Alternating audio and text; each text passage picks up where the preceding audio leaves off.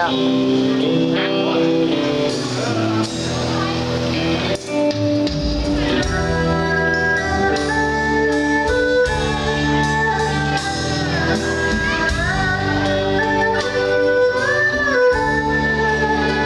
วัสดีนักการเพื่อนใหม่ด้วยนะจ๊ะสวัสดีครับผมกับพวกเราผู้ชายชื่อแรก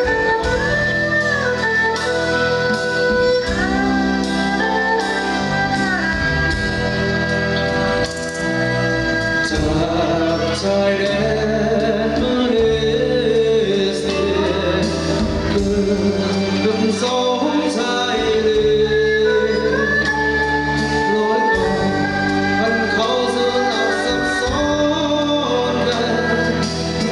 เกิดชายแดนมาไทยเกิดดินไหลสงครามสายเลือด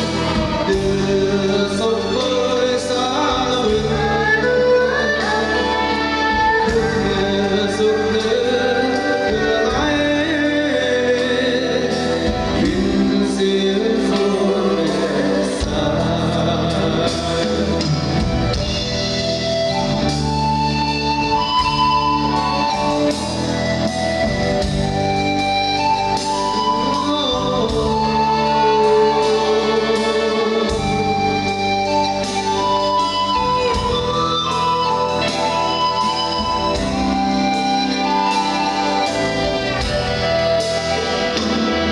สามเหลี่ยมทองคำนั้นมีสามสายมุ่งมาเราไทยเชื่อมโยงจากเชือกฝนลงตามน้ำโขงไหลลงเชียงคานโอ้น้ำโขงสองเอ่ยสองฝั่ง มองใจสุดท้ายจากเมืองจันทร์ถึงผาแปรตึงนานเรียกตามแม่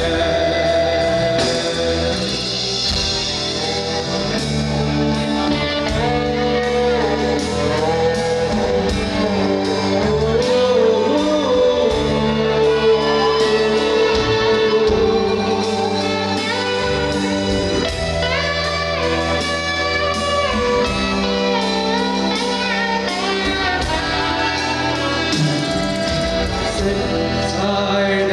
นขวางทองยาวเหยียดเกียรติยศของไทยบนผาแปรลงเวียนคุณแม่จากเมืองจันทร์ถึงโลกหา